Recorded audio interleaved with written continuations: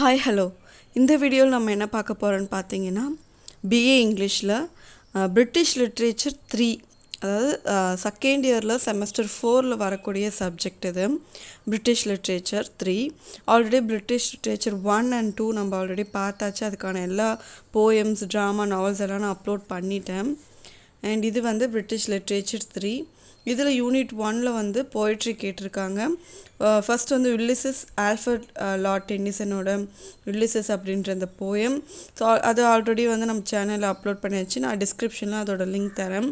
இதில் செகண்டாக பார்க்கக்கூடிய போய்ட்ரி வந்து ஸ்காலர் ஜிப்சி. இதை எழுதுனது யாருன்னு பார்த்தீங்கன்னா Matthew Arnold.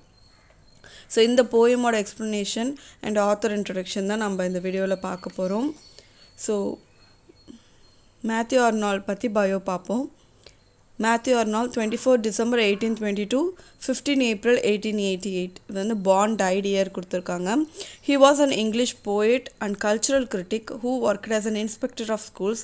He was a son of Thomas Arnold, the celebrated headmaster of Rugby School, and brother to both Tom Arnold, literary professor, and William Delafield Arnold, novelist and colonial administrator. Okay, இவங்க ஃபேமிலியே பார்த்தீங்கன்னா ஒரு நல்ல பெரிய லெவலில் high level போஸ்ட்டில் தான் இருந்திருக்காங்க. இவங்க ஃபேமிலியே வந்து இவர் பார்த்தீங்கன்னா இங்கிலீஷ் போயிட்டாக இருந்திருக்காரு அண்ட் கல்ச்சுரல் கிரிட்டிக்காக இருந்திருக்காரு. அண்ட் அது மட்டும் இல்லாமல் இன்ஸ்பெக்டர் ஆஃப் ஸ்கூல்ஸ் அப்படின்னு அதாவது பள்ளி ஆய்வாளர் சொல்லுவாங்க இல்லையா. ஸோ நம்ம ஸ்கூல் படிக்கும்போது பார்த்துருக்கோம், திடீர்னு வந்து இன்ஸ்பெக்ஷன்னு சொல்லுவாங்க, ஒரு 2 பேர் வருவாங்க, எல்லாத்தையுமே பார்ப்பாங்க. அவங்க என்னென்னா ஸ்கூலோட டீச்சிங் ஸ்டாண்டர்ட்ஸ்லாம் எப்படி இருக்குது ஸ்கூலில் அப்படின்னு சொல்லி ரிப்போர்ட் பண்ணுறவங்க. ஸோ இந்த மாதிரி ஜாபும் அவர் பண்ணியிருக்காரு அப்படின்னு சொல்கிறாங்க. அண்ட் இவரோட அப்பா பார்த்தீங்கன்னா தாமஸ் ஆர்னால்டு. இவர் வந்து ஒரு ஸ்கூலோட ஹெட் மாஸ்டராகவே இருந்திருக்காரு. ரக்பே ஸ்கூல் அப்படின்ற இந்த ஸ்கூலோட ஹெட் மாஸ்டராக இருந்திருக்காரு. அண்ட் இவருக்கு வந்து 2 பிரதர்ஸ் இருந்திருக்காங்க, Tom Arnold and William Delafield Arnold. So இவங்க 2 பேருமே வந்து ஒருத்தர் நல்ல ஒரு லிட்ரரி ப்ரொஃபஸராக இருந்திருக்காரு, ஒருத்தர் வந்து நாவலிஸ்ட் அண்ட் கொலோனியல் அட்மினிஸ்ட்ரேட்டராக இருந்திருக்காரு. ஸோ ஓவரால் இவங்க ஃபேமிலி வெல் எஜுகேட்டட் அண்ட் ஒரு நல்ல ஹை பொசிஷனில் தான் இருந்திருக்காங்க.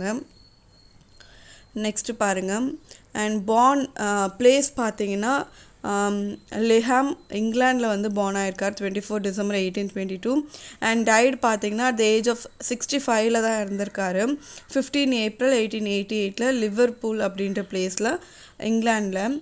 அண்ட் ஆக்குபேஷன் ஆல்ரெடி சொல்லியாச்சு, இஸ் இன்ஸ்பெக்டர் ஆஃப் ஸ்கூலாக இருந்திருக்காரு.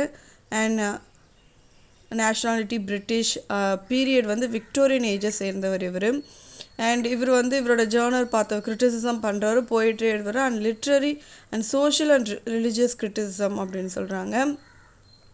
அண்ட் இவர் எழுதின ரொம்ப இம்பார்ட்டண்ட் நோட்டபிள் ஒர்க்ஸ் அப்படின்னு பார்த்தீங்கன்னா Dover beach, the scholar gypsy, Thyrsis, culture and anarchy, literature and dogma, the study of poetry. So இந்த பிரிட்டிஷ் லிட்ரேச்சர் 3 பொறுத்த வரைக்கும் வந்து இவரோட 2 போயமே வந்து இந்த பிரிட்டிஷ் லிட்ரேச்சர் 3ல் கேட்டிருக்காங்க.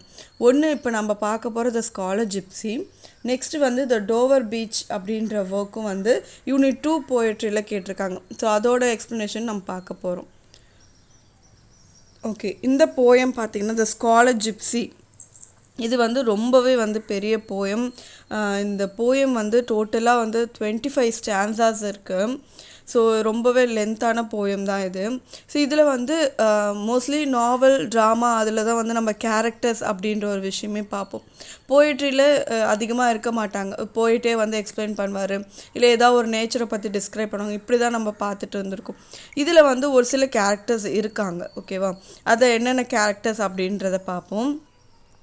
ஜோசப் கிளான்வில் அப்படின்ற ஒரு கேரக்டர், த ஸ்பீக்கர், நம்ம ஸ்பீக்கரே பேசுகிற மாதிரி, த ஸ்காலர் ஜிப்சி, த ஸ்காலரோட கலீக் அண்ட் த ஜிப்சிஸ் அப்படின்னு சொல்லி இந்த கேரக்டர்ஸ்லாம் பார்க்குறோம்.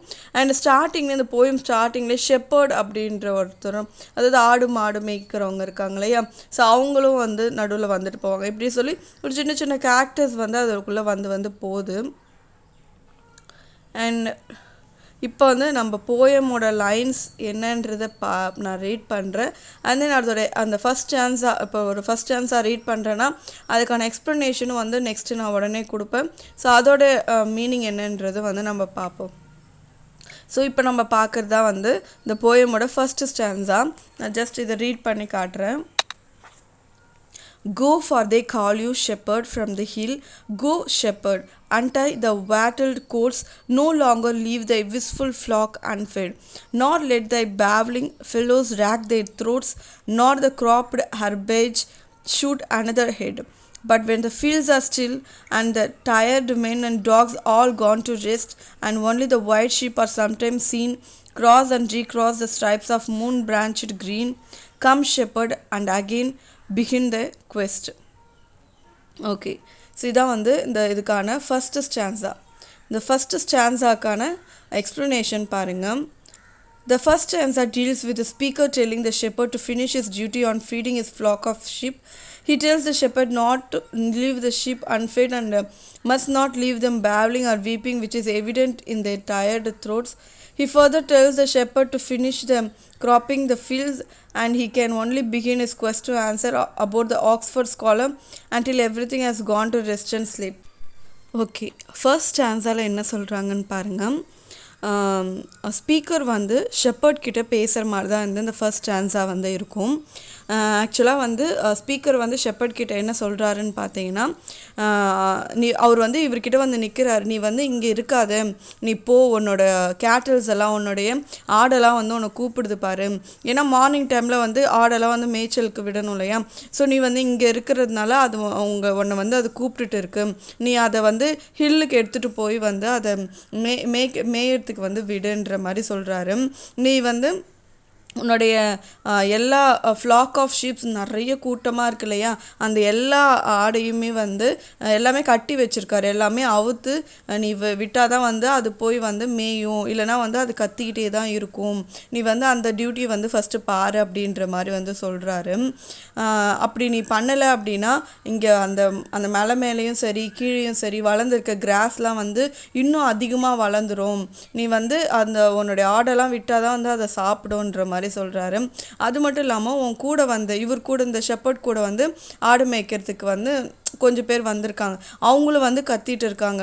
ஸோ இவரை காணோம் அப்படின்ற மாதிரி தேடுற மாதிரி தான் இருக்குது. ஸோ அவங்களும் வந்து உன்னை கூப்பிட்ற மாதிரி வச்சுக்காத, நீ சீக்கிரமாக வந்து போ, எல்லாரும் உன்னை காணோன்னு வந்து தேடிட்டு இருக்காங்க. ஸோ நீ போனால் தான் உன்னோட ஆடும் வந்து பசியாற முடியும். உங்களும் வந்து கத்துறது வந்து ஷவுட் பண்ணுறது வந்து கொஞ்சம் அமைதியாவாங்க. நீ போய் ஆடெல்லாம் மேய்ச்சிட்டு வந்து அவங்க இந்த உன் கூட வந்த எல்லாருமே டயர்டாகி, உன் கூட வந்த டாக் இது எல்லாமே வந்து மார்னிங்லேருந்து மேய்ச்சலுக்கு இருந்தால் எல்லாமே டயர்டாகி கொஞ்சம் நேரம் உட்காருவாங்க இல்லையா. ஸோ அந்த மாதிரி அந்த ரெஸ்ட் எடுக்கிற டைமில் உன்னோட ஷீப்ஸ்லாம் வந்து அங்கங்கே 1-2 மட்டும் அங்கங்கே மேய்ஞ்சிட்டு இருக்கும்போது, ஸோ அந்த டைமில் நீ வா, நீ கேட்குற எல்லா கொஷினுக்கும் நான் ஆன்சர் பண்ணுறேன். நம்ம ஸ்காலர் ஜிப்ஸியை பற்றி நம்ம பேசுவோம், உனக்கான எல்லா கொஷினுக்குமே நான் ஆன்சர் பண்ணுறேன்ற மாதிரி வந்து சொல்கிறாரு. ஸோ இதான் வந்து ஃபஸ்ட்டு ஸ்டான்ஸால் இப்படி தான் வந்து ஆரம்பிக்கிறாங்க. ஸோ இந்த ஃபஸ்ட் ஸ்டான்ஸாலே உங்களுக்கு எல்லாமே கிளியராக இருக்கார். ஃபஸ்ட்டு வந்து அங்கே ஒரு ஷெப்பர்ட் கிட்ட பேசுகிறாருன்ற மாதிரி ஒரு பாஸ்ட்ரல் செட்டிங்கை வந்து நமக்கு வந்து எக்ஸ்பிளைன் பண்ணுறாங்க. நம்ம போயம் பார்க்க தான் வந்து இதில் எதை சொல்ல வராரு, என்ன நமக்கு புரிய வைக்க வராருன்றது நமக்கு புரியும். இப்போ செகண்ட் ஸ்டான்ஸாக பார்ப்போம். செகண்ட் ஸ்டான்ஸாக பாருங்கள். Here where the reaper was at work of late, in his high field dark corner where he leaves his coat, his basket and his earthen cruse, and in the sun all morning binds the sheaves, then here at noon comes back his stores to use. Here will I sit and wait, while to my ear from uplands far away the bleating of the flooded flocks is born, with the distant cries of reapers in the corn, all the live murmur of a summer's day. Okay, so இந்த ஸ்டான்ஸாக்கான summary lines பாருங்கள். The stanza gives a beautiful visualization of a pastoral setting of the reaper who works till late night and leaves his garments on the field and the shoes on the ground. The speaker states that he will wait and lay there and hear the bleating flock of sheep and the scenery of the reapers working hard tilling the field or enjoying this brief essence of summer's life. Okay, so ஆக்சுவலாக இந்த poem பார்த்தீங்கன்னா ஒரு பேஸ்ட்ரல் poem. ஓகேவா, ஃபுல்லாகவே பேஸ்ட்ரல் செட்டிங்கில் தான் வந்து இருக்கும். இந்த செகண்ட் ஸ்டான்ஸால் பார்த்தீங்கன்னா ஒரு அந்த பேஸ்ட்ரல் செட்டிங்கோட ஒரு பியூட்டிஃபுல் ஒரு நம்ம கண் முன்னாடி காமிக்கிற மாதிரி ஒரு விஷுவலைசேஷன் வந்து கொடுக்குறாரு நம்மளோட ஸ்பீக்கர். ஓகே. இந்த செகண்ட் ஸ்டான்ஸால என்ன நம்மளோட ஸ்பீக்கர் சொல்றாரு அப்படின்னு பார்த்தீங்கன்னா, ஸோ இப்போ வந்து ஷெப்பர்ட சொன்னார் இல்லையா? இந்த மாரி நீ போ உன்னுடைய ஆடெல்லாம் வந்து மேய்ச்சு இந்த கொஞ்சம் டயர்டாயி அந்த டைமில் வந்து நீ வந்தா உன்னை கேட்கறதுக்குலாம் ஆன்சர் பண்ணுறேன்னு சொல்றாரு. அண்ட் அகைன் இப்பயும் ஷெப்பர்ட் கிட்ட தான் பேசிட்டு இருக்காரு. நான் வந்து வேற எங்கேயும் போமாட்டேன். நான் இந்த இடத்துல தான் வெயிட் பண்ணிருப்பேன். ஏன்னா வந்து இங்கே தான் ரீப்பர்ஸ்லாம் வந்து வருவாங்க. ரீப்பர்ஸ் அப்படின்றது அறுவடை செய்கிறவங்க. அந்த இடத்துல வந்து நெல் அறுவடையோ இல்லை வேற எந்தோ அறுவடை செய்கிறவங்களாம் இங்கே தான் வருவாங்க. ஆஃப்டர்நூன் போல் இங்கே வந்து தான் வந்து அவங்களுடைய கோட்டு, அவங்களோட பேஸ்கெட்டு, அவங்களுக்கு வந்து அவங்களுக்கான ஃபுட்டு, அவங்க வந்து மண்ணால் செய்யப்பட்ட இந்த இதெல்லாம் இருக்கு இல்லையா, பானை, இந்த அந்த மாதிரி இதில் தான் வந்து அவங்க ஃபுட்டெல்லாம் எடுத்துகிட்டு வருவாங்க. ஸோ அதில் வந்து அவங்க சாப்பிட்றதுக்காக வருவாங்க.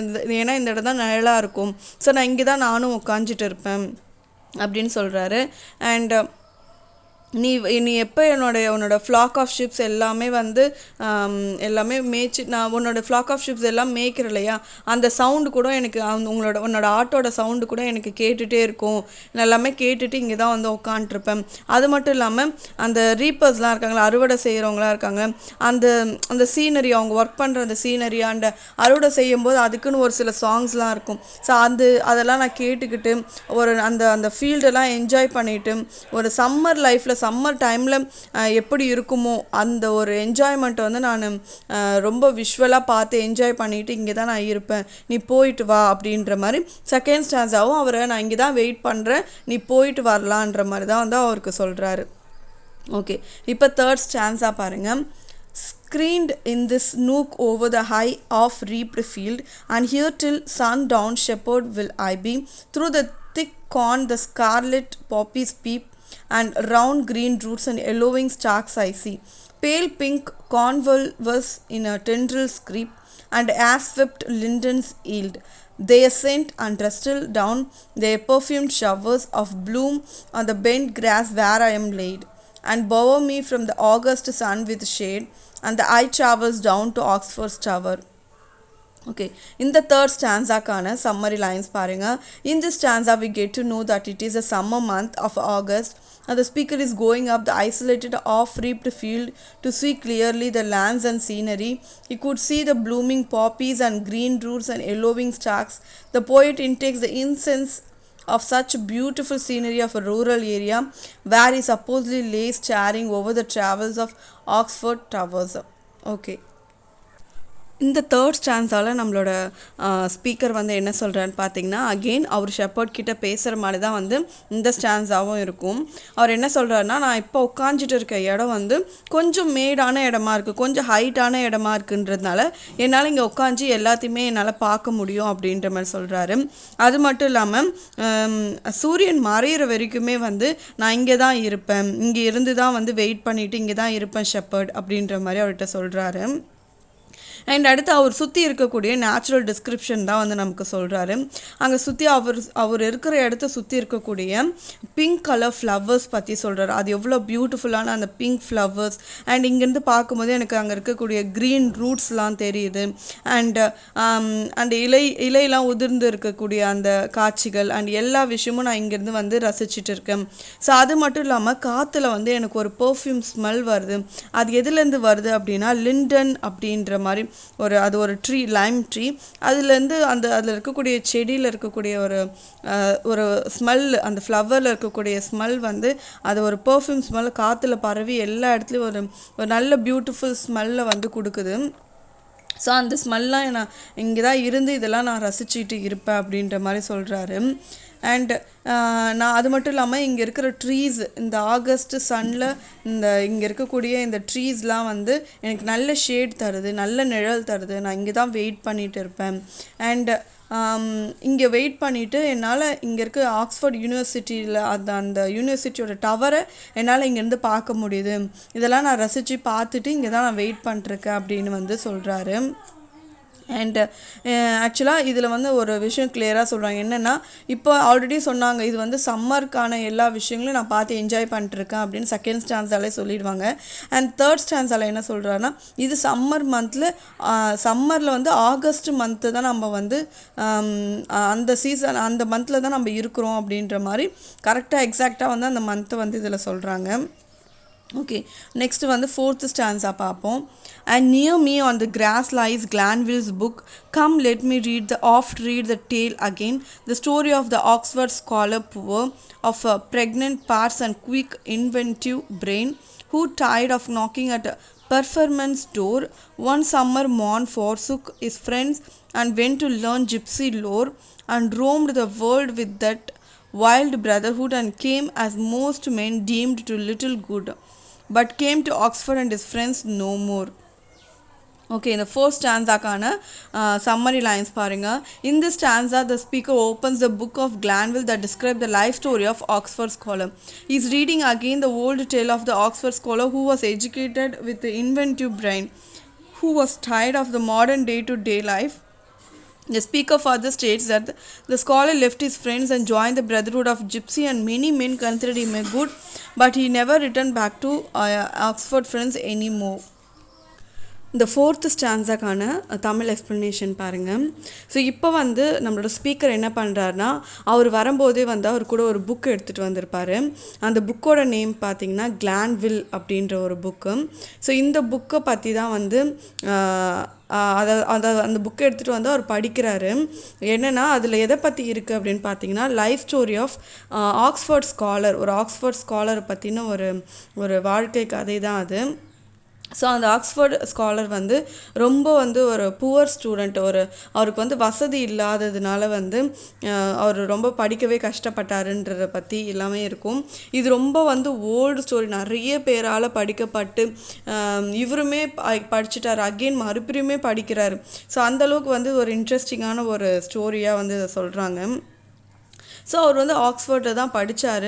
அவருக்கு வந்து ஒரு இன்வென்டிவ் பிரைன் அப்படின்னு சொல்கிறாங்க. அதாவது பயங்கர கிளெவராகவும், he has a original ideas, ஒரு நியூ ஐடியாஸு இப்படி இருக்கக்கூடிய ஒரு மனுஷனாக அவர் இருக்கார். அண்ட் அவருக்கு வந்து இந்த மாடர்ன் லைஃப் இருக்கு இல்லையா, இப்போ நம்ம எல்லோரும் வாழ்ந்துட்டு இருக்கக்கூடிய இந்த மாடர்ன் லைஃப் ஸ்டைலே அவருக்கு பிடிக்கல. அவருக்கு வந்து இது எதுவுமே பிடிக்காததுனால இதை விட்டு விலகி போகணும் அப்படின்னு நினச்சாராம். அந்த புக்கில் இருக்கிறத வந்து நமக்கு புக்கில் இருக்க கேரக்டர்ஸை பற்றி தான் நமக்கு சொல்லிகிட்டு இருக்காரு இப்போ நம்மளோட ஸ்பீக்கர். ஸோ அந்த கிளான்வில் அப்படின்ற புக்கில் ஆக்ஸ்ஃபோர்ட் ஸ்காலரை பற்றி தான் நமக்கு சொல்லிகிட்ருக்காரு. ரொம்ப நல்ல பிரெயின் இருக்கக்கூடியவர், பட் ஒரு ஏழ்மையினால் வந்து அவர் வந்து இது எதுவுமே பண்ண முடியாமல் போயிடுது. அண்ட் ஆஃப்டர் தட் என்ன ஆகுது அப்படின்னா, இவர் நிறைய பேர்கிட்ட ஹெல்ப் கேட்டிருக்காரு. இது மாதிரி புவராக இருந்ததுனால அவரால் அங்கே படிக்க முடியல, நிறைய பேர்கிட்ட ஹெல்ப் கேட்டிருக்கார், பட் யாருமே ஹெல்ப் பண்ணலை அப்படின்ற ரீசன்னால் இவர் எல்லாமே கேட்டு டயர்ட் ஆகிட்டார். ஸோ ஒரு சம்மர் மார்னிங் டைமில் என்ன பண்ணுறாரு அப்படின்னா, இவர் அந்த யூனிவர்சிட்டியில் அவர் படித்த அவரோட ஃப்ரெண்ட்ஸ், அவரோட கலீக்ஸ்லாம் இருக்காங்க இல்லையா, ஸோ அவங்க எல்லாரையுமே விட்டுட்டு அவர் எங்கே போய் ஜாயின் பண்ணுறாரு அப்படின்னா, ஜிப்சி கம்யூனிட்டியில் வந்து போய் ஜாயின் பண்ணுறாரு. இந்த ஜிப்சி அப்படின்றவங்க யார் அப்படின்னு பார்த்தீங்கன்னா, அதான் நம்மளோட டைட்டிலே அதான், த ஸ்காலர் ஜிப்சி. இந்த ஜிப்சி அப்படின்றவங்க ட்ராவலர் அப்படின்னு சொல்லலாம். தமிழில் சொல்லணுன்னா நாடோடிகள் அப்படின்னு சொல்லலாம். அவங்க ஒரு இடத்துல வந்து பெர்மனண்ட்டாக வந்து இருக்க மாட்டாங்க. எல்லா இடத்துலையும் டெம்பரரியாக தான் ஸ்டே பண்ணி அந்தந்த இடத்துல கொஞ்சம் நாள் இருந்து அவங்க பயணத்தை தொடங்கிட்டே இருப்பாங்க. ஸோ அப்படி இருக்கக்கூடிய இந்த ஜிப்சிஸ் கம்யூனிட்டியில் வந்து இவர் ஜாயின் பண்ணுறாரு. இவங்க கூட சேர்ந்து உலகம் ஃபுல்லாக ட்ராவல் பண்ணுறாரு. அவங்கக்கிட்ட இருக்கிற நிறைய விஷயங்கள் எல்லாமே லேர்ன் பண்ணிட்டாரா அப்படின்னா கிடையாது. அவங்கக்கிட்ட இருக்கக்கூடிய சின்ன விஷயங்கள்லாம் வந்து அவர் லேர்ன் பண்ணிகிட்டே இருக்கார். அண்ட் அதுக்கப்புறம் பார்த்தீங்கன்னா, அவர் திரும்ப அந்த ஆக்ஸ்ஃபோர்ட் ஃப்ரெண்ட்ஸை மீட் பண்ணது விட்டுட்டு போனார் இல்லையா, ஃப்ரெண்ட்ஸு எல்லாத்தையுமே விட்டுட்டு தானே அந்த ஜிப்சி கம்யூனிட்டியில் போய் ஜாயின் பண்ணார். திரும்ப அவங்க ஃப்ரெண்ட்ஸையோ யாரையுமே அவர் பார்க்கவே வரலை அப்படின்ற மாதிரி தான் வந்து சொல்கிறாங்க. Okay, next stanza பாருங்க, fifth stanza. But once years after in the country lanes, two scholars whom at college erst he knew met him and of his way of life inquired. Whereat he answered that the gypsy crew his mates had arts to rule as they desire, the workings of men's brain, and they can bind them to what thoughts they will. And he said, the secret of their art, when fully learned, will to the world impart, but it needs heaven-sent moments for this skill. Okay, so in the fifth stanza summary lines பாருங்க. It seems that the two scholars met the Oxford scholar again after some years in the countryside. His friends asked him where was he, and he replied them back that he was learning the art that the gypsy taught him. He believed that they have the art to control the brain and mind of other people and can possibly control them and make them do whatever they want them to do. He said to his two scholars that he will impart the knowledge of this art to the world when he learns it fully, but it will require a specific or a right time for the skill to develop. Okay. இந்த fifth ஸ்டான்ஸால் பார்த்தீங்கன்னா நம்மளோட அந்த Oxford scholar இருக்கார் இல்லையா, so அவர் வந்து ரொம்ப வருஷத்துக்கு யாருமே பார்க்கல. ஸோ கொஞ்சம் வருஷம் கழித்து ஒரு 2 ஸ்காலர்ஸ் வந்து ஒரு கண்ட்ரி சைடில் வந்து அவரை மீட் பண்ணுறாங்க. ஓகேவா? ஸோ அந்த 2 கலீக்ஸ் அந்த கேரக்டர்ஸில் கூட பார்த்துருப்போம். 2 ஸ்காலர் கலீக்ஸ் அப்படின்னு பார்த்துருப்போம். ஸோ அந்த 2 கொலீக்ஸ் வந்து மீட் பண்ணுறாங்க இவரை.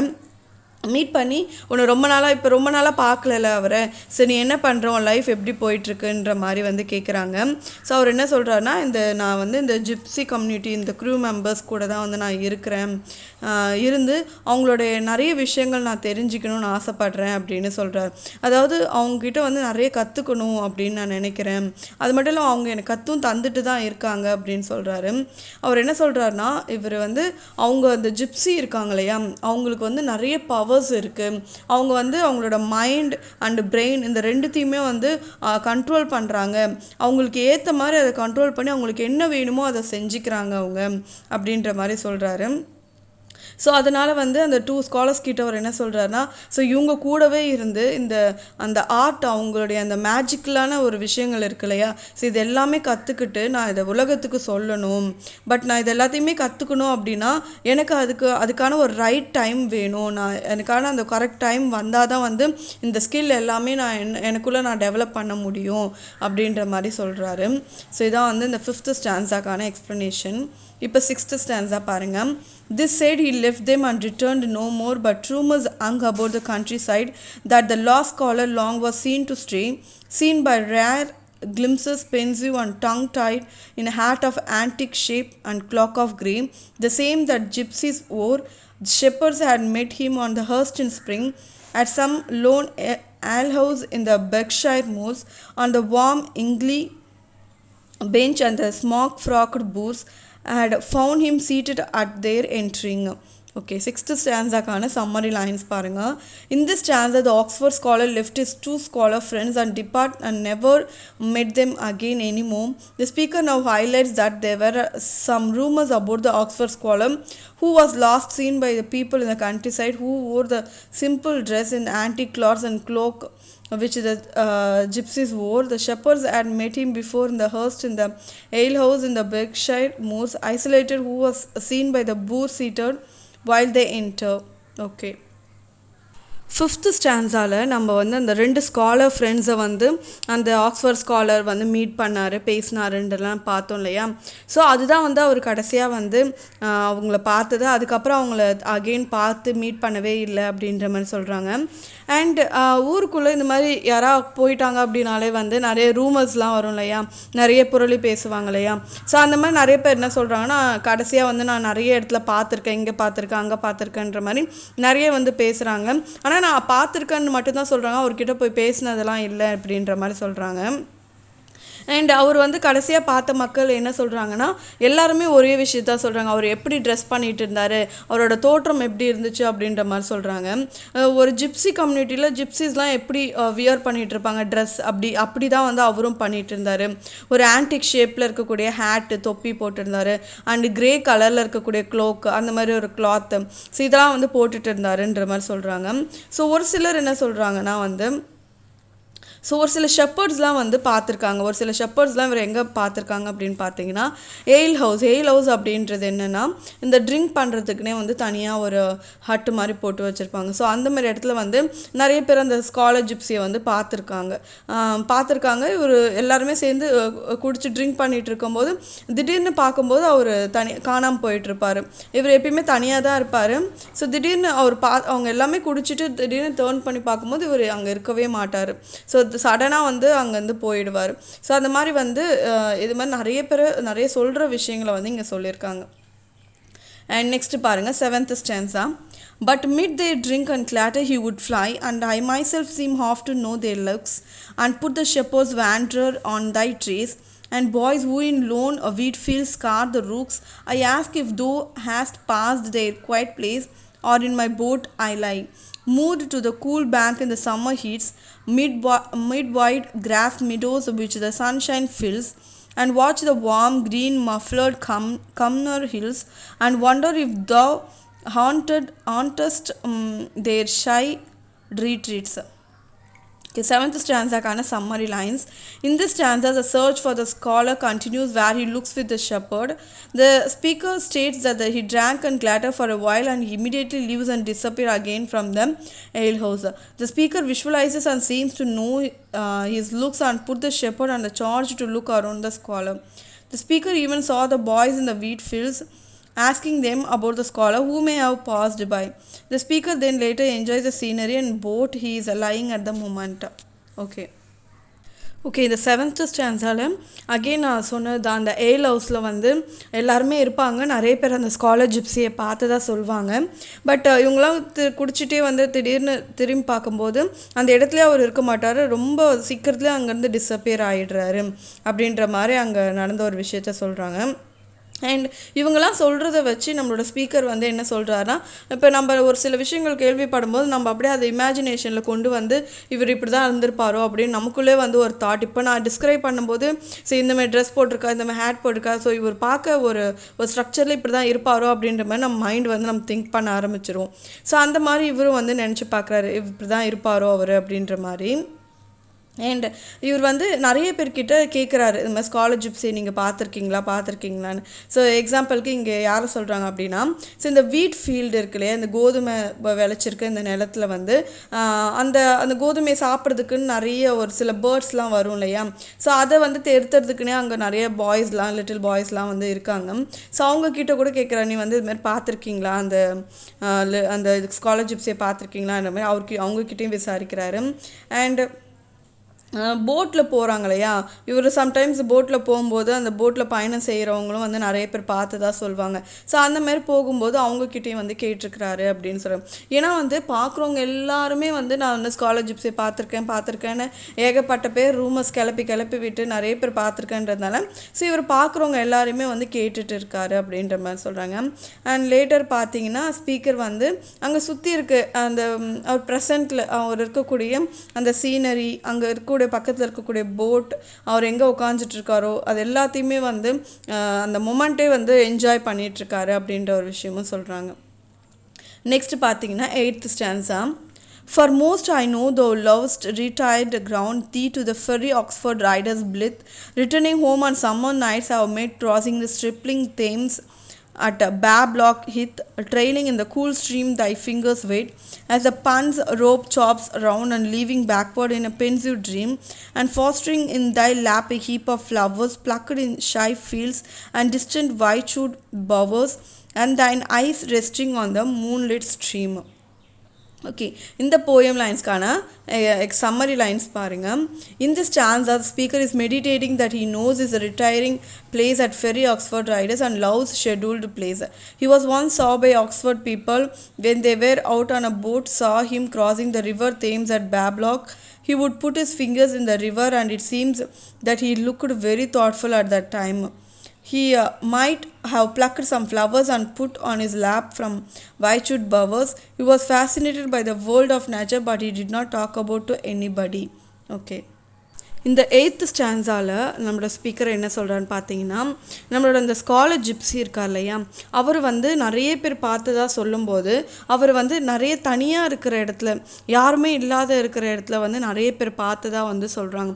ஸோ அப்படி பார்க்கும்போது ஸோ இவருக்கு வந்து நேச்சர் மேலே நிறைய லவ் இருந்திருக்கு. ஸோ அதனால தான் வந்து நிறைய யாருமே இல்லாத இடத்துல இந்த நேச்சரில் அவர் ரசிக்கணும்னு வராரு போல் அப்படின்ற மாதிரி சொல்கிறாரு. அண்ட் ஒரு சிலர் என்ன சொல்கிறாங்க அப்படின்னா, அந்த ஆக்ஸ்ஃபோர்ட் யூனிவர்சிட்டி இருக்கு இல்லையா, அதுக்கிட்ட தேம்ஸ் ரிவர் ஒன்று இருக்குது, ஓகேவா, அந்த ஆற்றுக்கிட்ட வந்து சம்மர் நைட்ஸில் வந்து இவர் வந்து அதில் வந்து ட்ராவல் பண்ண மாதிரி, போட்டில் வந்து ட்ராவல் பண்ண மாதிரி நிறைய பேர் சொல்கிறாங்க. அண்ட் அது மட்டும் இல்லாமல் அந்த தண்ணியில் வந்து அவருடைய விரல்கள்லாம் விட்டு அந்த தண்ணியில் அந்த டைமில் விடும்போது எப்படி இருக்கும், எப்பயுமே அந்த அந்த சில்னஸோடு இருக்கும் இல்லையா, ஸோ அப்படி விடும்போது அந்த அந்த ஒரு இதை வந்து என்ஜாய் பண்ணிவிட்டு, அந்த நேச்சரை என்ஜாய் பண்ணிவிட்டு அவர் போனதா அப்படின்னு சொல்லி நிறைய பேர் சொல்கிறாங்க.